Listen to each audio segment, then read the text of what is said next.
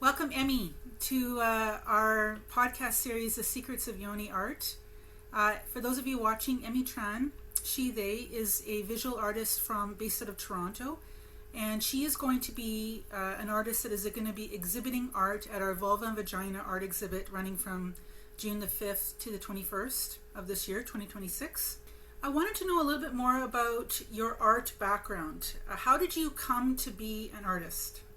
I started painting during the pandemic, actually. Growing up, I always loved to draw, and I just thought it was a hobby, but I never really got to practice any creative endeavors until 2021 when lockdown was happening, and I really needed to reconnect with my inner child, and I needed a creative outlet for all the emotions I was processing.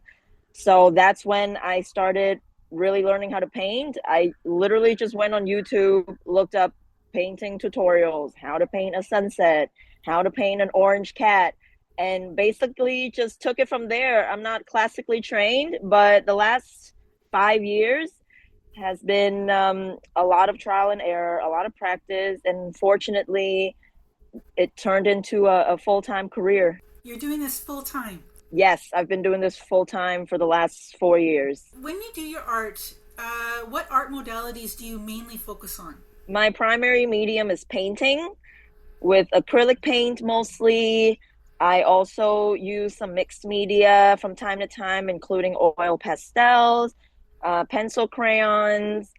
I dabble in oil paint, but usually acrylic painting, and I often explore themes of the human body, sex positivity, and community. And do you paint on canvases or do you paint on any other surface? Mostly canvases, sometimes wood panels, sometimes apparel, t-shirts, jean jackets, furniture, murals, anywhere where there's a surface, anywhere that people want to look at art, I'm there. I'll use anything. Can you share two instances where you painted on an unconventional surface? I did a commissioned project once where I painted on someone's outdoor chairs. They just had these beautiful wooden chairs with large wood panels, and they just wanted me to make it really bright and colorful. Why do you work with acrylic? Mainly acrylic, but also some of the other, mediums that you use. Why do you work with acrylic?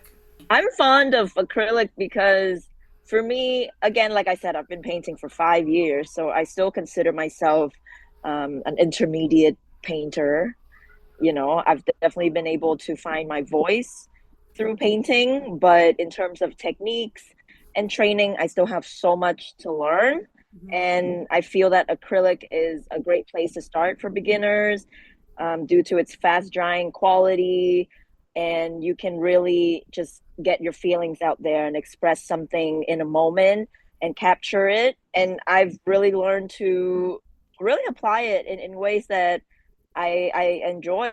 I've learned how to blend with it, even though most people say it's not a texture that's used for blending because it dries so fast. But that's what I love about it is it's fast. It's in the moment, and you really got to live with your decision. If you don't like something, you just paint over it. There's not really much maneuvering after the fact. And I think that's just a great way to appreciate the process. You can't take back your decisions. And so you just do it one step at a time. And when you look back at it, only you know what it took to get to where it is. So yeah, I paint like how I live. Just make the decision and go with it. I'm interested in knowing what kinds of themes or ideas inspire your work. I am constantly moved by the human body, especially that of women and femme presenting people. Women have been muses for centuries and millennia in visual art, but oftentimes it's through a lens that is not controlled and not narrated by women themselves.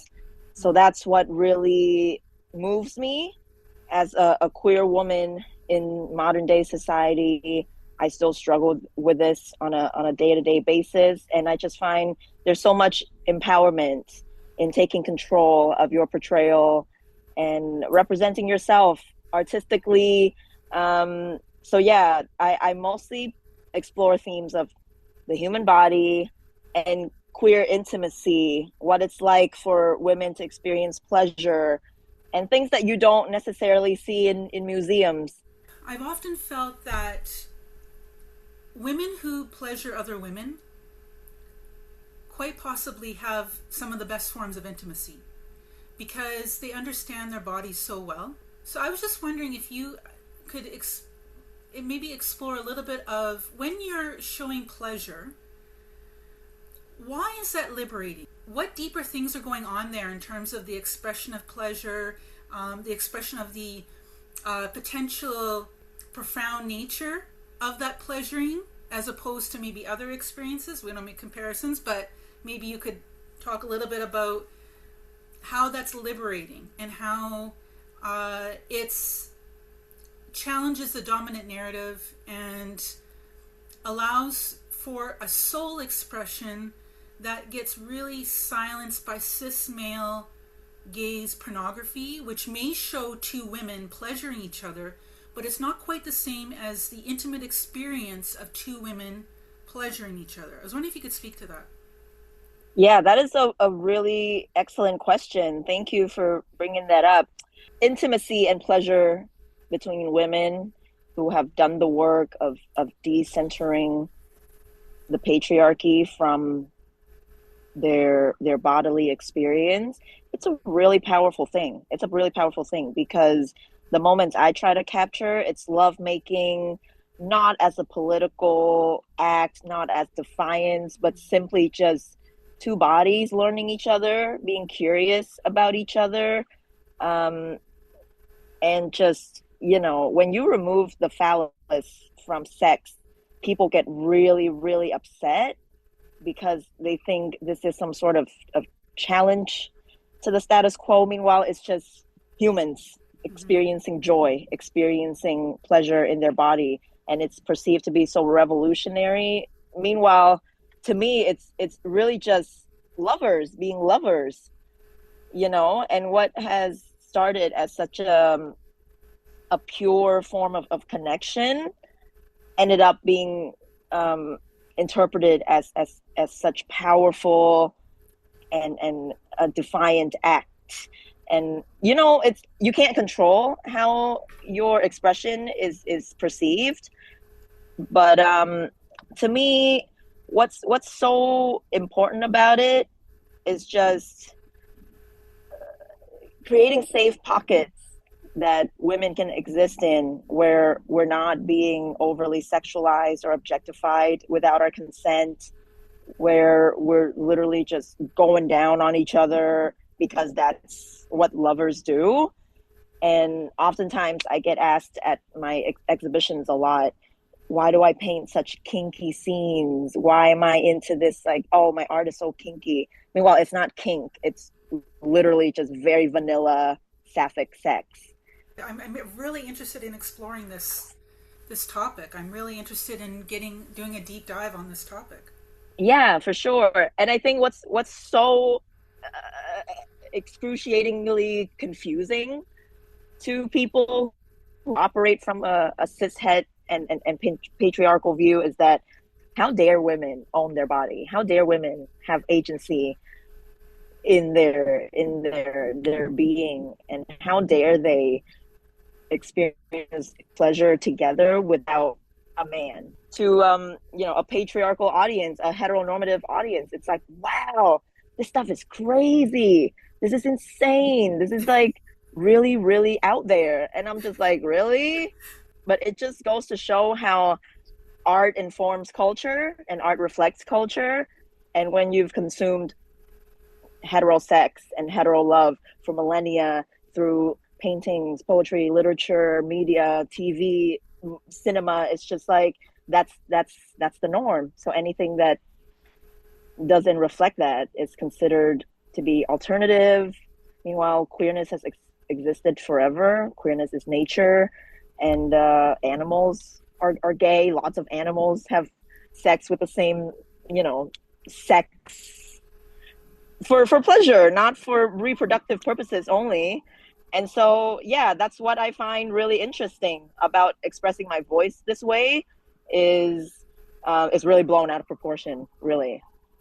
So it's liberating in the sense that it's able to speak to an area of human experience that is neglected, silenced, politicized, treated as a possible problem to the phallus, which seeks to be primary and which seeks to be have a primacy placed on it, core to the human experience, core to the human sexual experience. When I think of sort of women experiencing women, what is liberatory to me is the things that you have described, and definitely if it should be the case, I mean, it's kind of gets funneled into defiance. You just want to just enjoy making art about your own pleasuring and pleasure, but then it becomes an act of defiance because of the way society responds. But it's also a journey, a story, a form of human expression that is just, it is exquisite. The pleasure is exquisite, right? And so the pleasuring that is literally exquisite, that does not have a male or masculine in it. It has a power. It has an essence. It has it tells a tale that is core to what it means to be empowered in your feminine storytelling, in your feminine pleasuring experience, and whether that is something that is just held within yourself or something that it becomes externalized through the expression of art. So for me, like, I see this as a profound opportunity for society to learn more about what it means to be feminine, what it means to express yourself, what it means to have intimacy beyond the normative. Okay. Mm-hmm. Yeah, all of these things. I feel like all of these themes are sort of embedded in what you're doing, and in the story that you're telling. Yeah. So I just wonder if you could respond to that. With the way pornography is often portrayed, through the male gaze, Yeah. women are often instrumentalized for someone else's pleasure, and they're not taking the stage and being given the actual platform to be the main object of pleasure, to be worshipped, to be, just taken exactly as they are without meeting anyone else's objective. I think that's really important. In sapphic sex is the back and forth, the fluidity in giving and receiving. There can be so much joy in simply giving to your partner without any stimulation for yourself, because there's that psychological piece of honoring a woman's pleasure, in appreciating her body, in centering, her sensations. And I think that's something that's really hard to understand unless you really, really love women. So yeah, that exquisite pleasure is very real, very, very real. I love that. I wish we had hours and hours to piece that apart, because I really feel that is so profound. I can't even put into words what I see is so powerful about resting in that, because one of the things we're doing at the Yoni Mudra Art Gallery is really embracing and talking about the divine feminine. Okay, and the divine feminine for us means slowing down in a highly masculine, patriarchal world where everything is fast paced. There's a lot of competition, there's a lot of hard lines, there's a lot of projecting out, there's a lot of goal driven orientation. The divine feminine, and embracing the divine feminine, is about embracing the slowness, the receiving, the collaboration, the reciprocity, the co-experiencing. Okay, so what I see so beautiful, what you're describing, is this slowing down really disrupts the hyper masculine, hyper capitalistic, hyper patriarchal orientation towards goal driven immediacy, goal driven solutions, and it's about just experiencing, receiving, giving, right? Because the divine feminine is also nurturing, also giving, but also receiving. So this give and take between giving and receiving, there is a profound beauty in that, and one that gets effaced by our hypermasculine and like hyper heterosexual orientation in society. We don't learn that. And I think what's interesting is if that was more foregrounded, if the exploratory process was more foregrounded and the slowing down was more foregrounded, maybe the heterosexual, heteronormative society could take a few lessons from lesbians about how to love make. Yes, I agree, 100%. It's the urgency and being result oriented that's led us, honestly, to so much destruction of our planet, and just because I don't know, I feel like as an artist, especially in today's world of AI and just all these efficiency tools, we've really lost the art of enjoyment and just being, without a constant need for consumption and creation. Sometimes you can just be, but I don't think this modern society really has room for that, because it's the antithesis of capitalism, right? It's always like about your output and not about your rest. That's why all of us are just walking around with constant burnout on our shoulders, on our backs, and ignoring it and going for more and more and more. So I think satisfaction is radical. I think contentment is radical. Sometimes it's just okay to rest and be still and take your time. So that really resonates, the divine feminine in that way. And I'm really speaking to myself too with these words. Because no one's immune to it. I feel like it's really easy to get sucked into that vortex. So really appreciate Yoni Mudra and just for your existence as a reminder to slow down. Yeah, and for a space, the vulva space is fetishized by the cis male gaze pornography. It's fetishized. It's rendered a object for consumption and for the experiential pleasure of the cis male, okay, and cis man. So what I see interesting about and really revolutionary about centering the woman on woman experience and the slowing down is this reminder that the yoni space, so the yoni space, the fallopian tubes, the uterus, the vaginal canal, the vulva, the whole thing. And the pleasure points are mainly in the vulva and the vagina.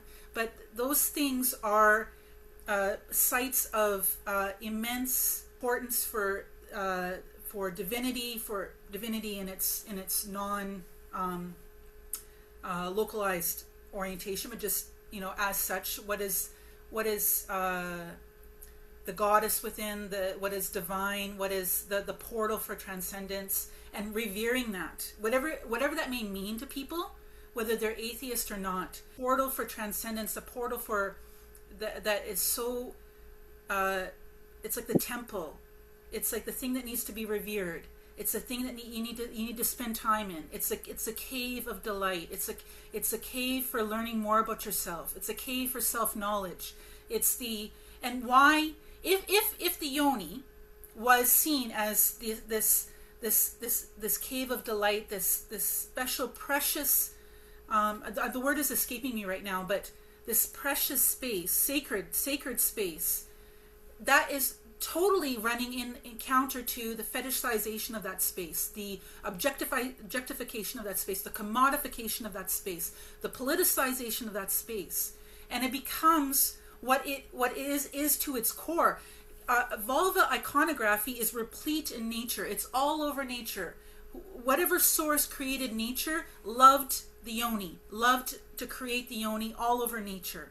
So I really see this reclamation of the queer experience, the expression of the queer experience, as being so important and crucial for the grounding and the reminder of how important it is to indulge, to rest in, to explore, to journey through, to be experiential with, obviously consenting, and to lavish upon for the co-pleasuring of the partners.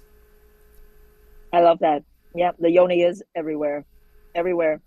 Trees, plants, flowers, fruits. It's nature. It's creation. And the portal is very, very real. What did you say? The knowledge cave? No, what cave was it? Knowledge or something? Yeah, I love that. I love that because sometimes it really feels like a mirror of your own reflection, and it's inspiring. I mean, it's gotten me to make art for the last like 5 years. It's like I call it a blessing valve. Once you open the valve, you're just blessed with abundance, ideas, inspiration, because it really does have that creative energy, right? Like it creates. So whenever I'm tapped into the valve, I'm just like so diligent and delicate with it because I know I'm going to be blessed from this.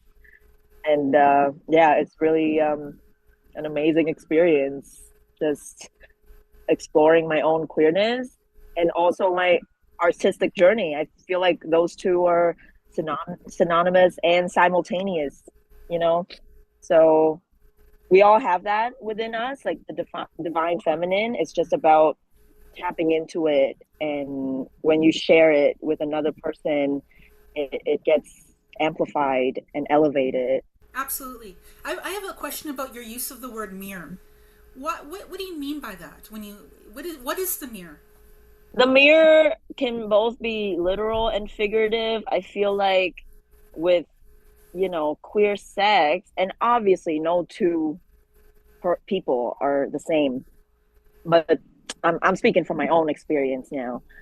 When the love making happens and your lover and you, there's a certain level of anatomical alignment that is, you share like so many similar lived experiences because you have a vagina, because you are socialized in society as a constructed woman, whatever that gender might manifest for you.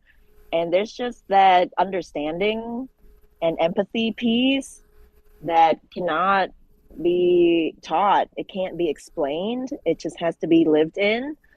So when you're making love to a woman, it's like your womanhood is staring at each other. When the vulvas are touching, it's like a mirror. It's like a portal in the middle, and you're viewing her through your own lens. It reflects back at you, and you're feeling this compersion. That's not. It's not like. It's not simultaneous. Like it's not necessarily you both pleasuring each other at the same time. It's the compersion you feel from giving that pleasure, that you get it in return. And that's what I mean by the mirror. It's physiological, and it's social as well.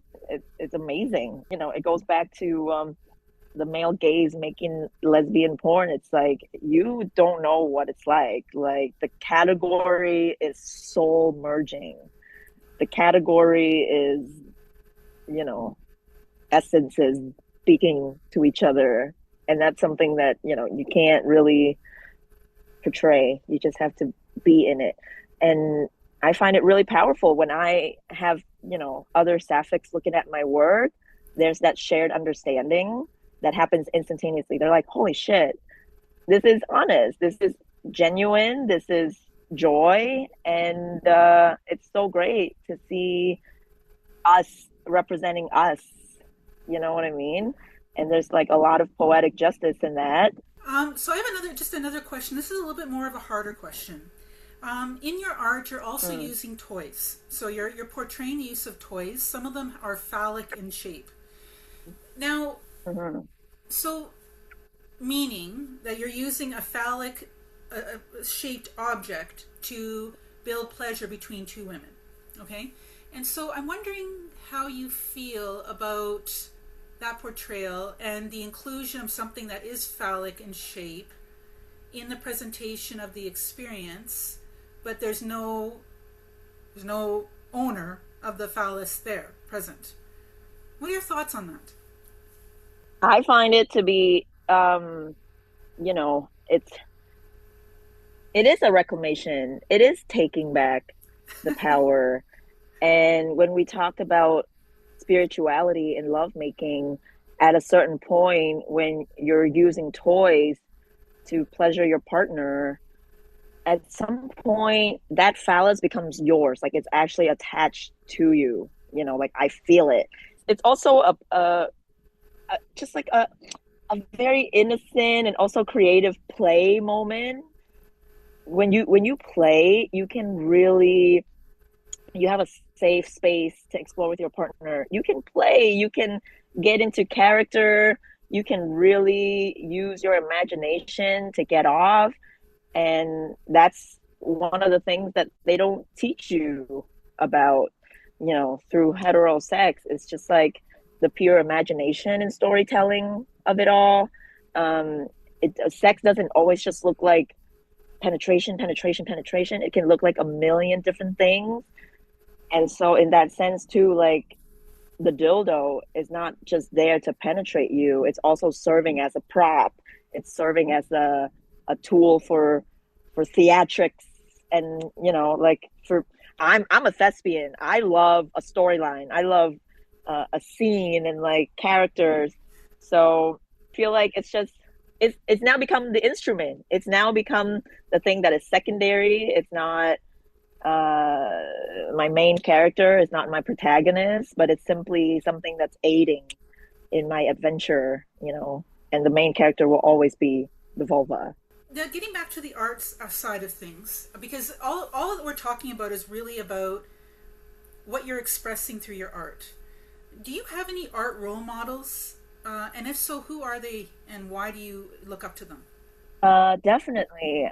I can think of a few at the top of my head. I mean, Frida Kahlo remains one of my favorite painters. She was so ahead of her time, and it's really unfortunate the way capitalism really swallowed her modality, and spat out this like commercialized, you know image that's printed on mugs and t-shirts. Meanwhile, she was a revolutionary bisexual communist painter who centered herself in a Yes. lot of her paintings, and Yes. she was always stepping into that starring role. And who else? Maya Angelou, Toni Morrison. There's so many great female artists that came before us who walked so we can run, and yet they just wanted to do art. They didn't want to be a female artist, they just wanted to be an artist.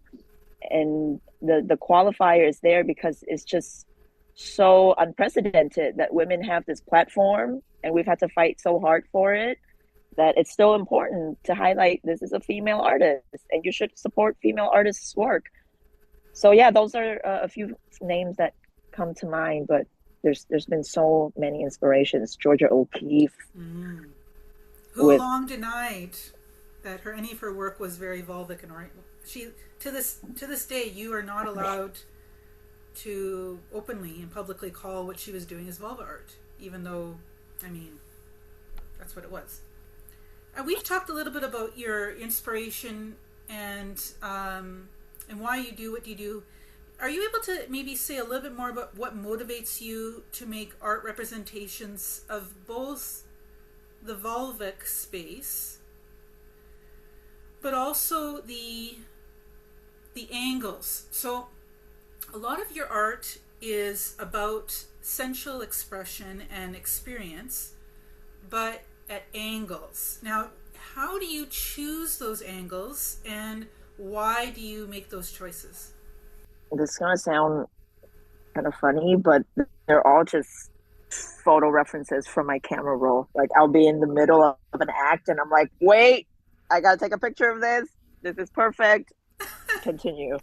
And then I'll be able to paint that way. That's how I'm able to remain true to my experience. I paint what I know, and it's literally me in all of them. Um, and I like to, that's why you're painting too. You're able to portray it before the feeling leaves your body. And that's what's so original about my work is it's literally me. Like I'm the reference and the muse. And in terms of the vulvic space, again, just having that weaponized and objectified and disembodied from women for so long as something that is taboo, Yes. something that, you know, there's a million products out there targeting the natural presentation and qualities of the vulva, all these like perfume scented feminine products and like a million different ways to make a vulva not act in its natural way. Yeah. I just find it all nauseating. Mm-hmm. And so the more we normalize it, the more we platform it, the more just commonplace and in control it is. Yeah. Because your angles are not just up down, they're also back. Okay. And so I was wondering if you receive harassing kinds of feedback about your art, and if so, how do you respond? Oh my God, all the time since the beginning of it all. So much hate and so much contention. Just this past weekend, I was at Pride Fire Fest in Kitchener on Gaukel Block, and later on Saturday evening, there was a Facebook group, a Kitchener Waterloo Facebook group featuring my setup and my name, and there's about 500 comments in there of people protesting it, calling it names, being really openly homophobic and transphobic in their comments. And I literally had to delete the Facebook app off my phone because it's like starting to affect my mental health to look at these things, especially when it's, you know, it's not something that I hear ever. I'm always in my like my safe space, in my queer spaces. So it's really amazing that bigots like this still feel safe to openly make comments about just queerness. And yeah, it's hard just having different types of reactions from outside the community, from inside the community, the double standards between gay male sex and sapphic sex. Can you explain that a little bit? Absolutely. I mean, I've been at art shows where there's gay cis male artists who make, you know, erotic gay sex, and then there's me, and I get told to put it behind a curtain, to put it in drawer because it's not family friendly. Wow. And walk in the exact same space and seeing cocks, and you know, it blows my mind every time, because what's so taboo about this? What's so family unfriendly? And you saw me at Artist Project where I had the curtain, and it's just, you know, how I respond to it is I pick my battles. I'm still just a human. I have my art, I carry the messages, but at the same time my resources are finite. I can't expend energy fighting every possible institution and person who has a problem with my work, because it's a lot. And like we said earlier, it's perceived as this insane act of defiance. Meanwhile, it just portrays very honest, lived experience, you know?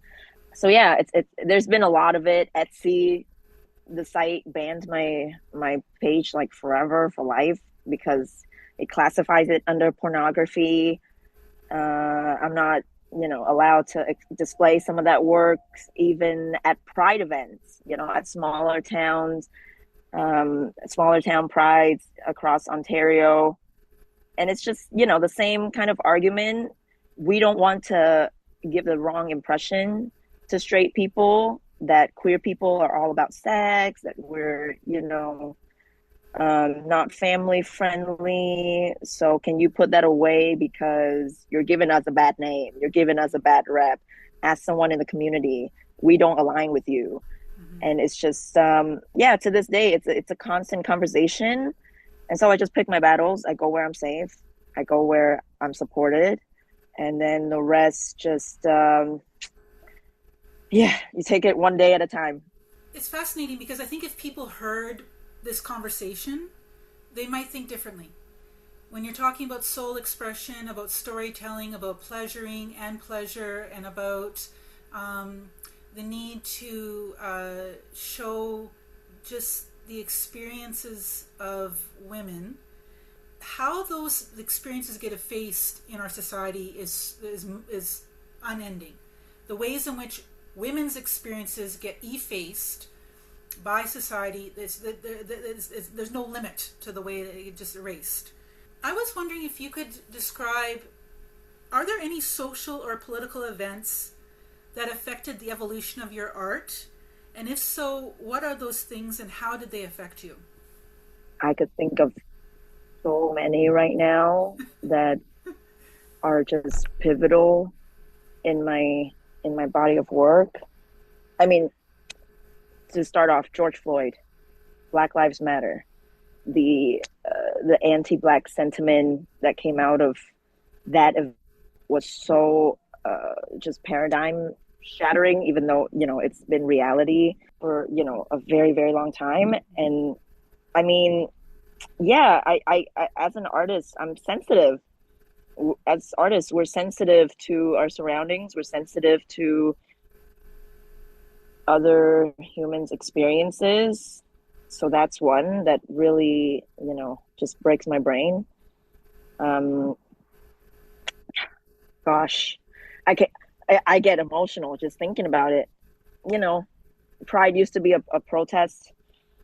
And again, like, it's Black trans voices that get erased from queer spaces as well, even though without them, we wouldn't even have pride. So, just I think all our experiences are interconnected. So it doesn't matter if you're queer, it doesn't matter if you're a person of color, if you're immigrant, all oppressed people, we share this like collective pain and grief. And that informs a lot of my work, being at the intersection of a queer woman, a Vietnamese immigrant who grew up in Vietnam her whole life, the patriarchal society aside, coming out of, like, I'm the first person in my family, the first generation to grow up without war, so that being at the direct source of it all and not being able to numb myself out or put my blinders on to anyone's experiences, it all informs my practice. It all informs my voice. And I wouldn't be able to make the art that I do if I wasn't sensitive and connected to everything that happens around me. So it's a blessing and a curse. So I feel like this is fascinating because I do think that if you were only portraying white women, your experience would be maybe even a little bit different. I do think that because you're presenting BIPOC women being pleasured, you are intervening on not just homophobia, lesbian phobia, heteronormative kinds of dynamics, but you're also intervening on race, and you're intervening on discrimination that is so deep and core to our society and so deep and core to capitalism. Meaning you are selling art of marginalized people experiencing pleasure, which is the antithesis of what white dominant capitalism prefers. White dominant capitalism has no day for BIPOC experience, for gay and lesbian queer experience, and for and then to add their pleasure in that is revolutionary to the dominant social and political forces in our society and financial forces. So I do think that what you're doing is so profoundly brave. The fact that you've made a full-time career out of this, kudos to you. You are such a strong person. You are resilient in being an entrepreneur. You are showing the world a truth that is being denied and erased, and you are proving to the white-centric, white-dominant capitalist order that people who privilege and center the BIPOC pleasure are still winning. And I think I don't know if you fully realize the gravity of what you're doing and how you're moving the needle in ways that I think you don't necessarily entirely know. Thank you. I really had to take a couple deep breaths because thank you. Just thank you for seeing me in that way. And I receive it. I won't, try to humble the experience of receiving accolades, because it really is a phenomenal achievement and privilege in my life that I never take for granted, not once. And it's taken a lot of hard work, but it also is a testament to community, to the voices that are desperately in need of being heard, who see themselves portrayed and represented. And I'm one of those voices, and I do the exact same thing. When I see new queer media being made, new art from lesbians, from people of color, from women of color, I'm always buying that shit. I'm amplifying, I'm putting money right back in those creators' pockets, because we need to keep it alive. We need to generate more of it and show future generations that it is possible. And not only is it possible, it's important, it's crucial. And it's just our reality. So you can't let people who don't share your reality make stories about you. You have to take control of your own lens. So it's been 4 years of doing it full time. Amazing. Thank you. Amazing. Thank you. And I'm slowly graduating from the feeling of precarity and it being tenuous and temporary. Like, it's not, because the source is my soul and my experience, and that's not going anywhere. And the communities I'm connected to are not going anywhere. So it's more important than ever that we use our gifts for good, for honesty. So On that note, there's a real big push within the US to clamp down on trans rights, queer rights, gay and lesbian rights, and everything.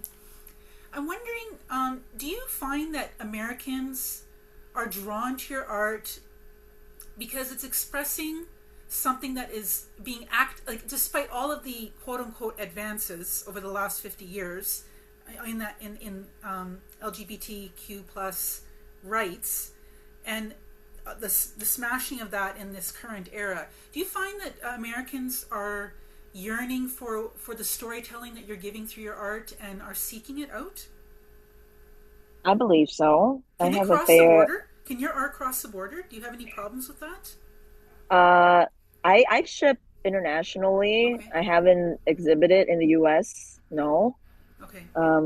That's because it requires like visas, and I just haven't branched out to that market yet, but people find me online. I get a fair amount of folks who reach out and who support the work from overseas. And it really is in, insanely backwards how that country is moving, and also the rest of the world, really. I mean, in Vietnam, we have a new administration that's been cracking down on social issues and police raids, destroying queer spaces back home, and this rise of far right fascist sentiments. It's becoming more palpable every day. So yeah, I do get a lot of global support from folks who are experiencing this pushback. Why should we care about vulva art? Why should it matter? Vulva art matters because that's a tough question, because again, we've touched on this Mm-hmm. many times. Yes. Vulva art matters the same way that landscape art matters, the same way that political art matters, the same way that portrait art matters, because it's a ubiquitous, important, commonplace phenomenon, and also just very ordinary, space that we all share in. None of us would be here without one, really. And not to do it honor and portray it and keep it alive would be a disservice. It's nature. It's everlasting. So as long as humans exist, I feel like we're still going to be moved by it. We're still going to be inspired by it, just like we're inspired by every sunrise and every sunset and every tree and every blade of grass. It's the same thing. It's life itself. So vulva art is important because it is life. Emmy, thank you so much for this this beautiful conversation. I am so grateful to you for your being so candid, being so open, being vulnerable, and telling us more about the reasons why. And I do think it's important that we have these conversations because it helps people to understand. Sometimes, discrimination of the various kinds is really, it is about socialization. It is about larger social and political forces that want to maintain a kind of a dynamic and a and certain kinds of relations between people on a social level. But I think a lot of times at an individual level, it's just a lack of understanding. It's a lack of exposure to an alternative way of looking at things. And to speak about this experience in such profound, sacred terms really, I think, shifts the way in which queer sexual expression and sexual exploration is seen and understood. And it allows us to get beyond the social and political dimensions of the conversation to talk about the deeper human experiences that are core to why queer sexual queer sex or queer relationships or not queer platonic relationships even are being experienced to begin with, right?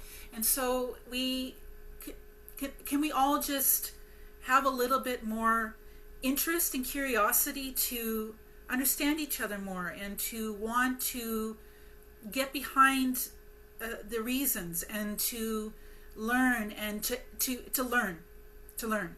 I think that's core. It's just being willing to learn about why other people take the journeys that they take and what can we gain from knowing about their experiences. I was really, really looking forward to this conversation because I really think, I'm an educator, so I'm formally an academic, and I really do think that that systemic discrimination is a byproduct of hegemonic forces and capitalistic forces and definitely patriarchy. But I also think it really is a result of people just not knowing or people not understanding or making assumptions. And I think these conversations are so important for intervening and saying, no, actually, this is really what's going on, and this is what's liberatory about what I'm doing, and my voice matters, and what my perspective matters, and my experience matters, and the history that I bring to my experience matters, and how I perceive and how I adjudicate on different things that are happening in our collective world matters, right? So I just think these things are really, really important. I agree. I agree with you entirely. Our differences just most of the time come from fear, Yeah. fear of the unknown, fear of the other, and we're not all that different. Thank you. I am so grateful to you for your just your vulnerability, and just the beautiful nature of this conversation. Thank you so much. Thank you, Melissa. Thank you for all you do. Thank you for the gallery and for holding the space for all our voices and for Vulva Art. Long live Vulva Art. Long live Vulva Art. Thank you.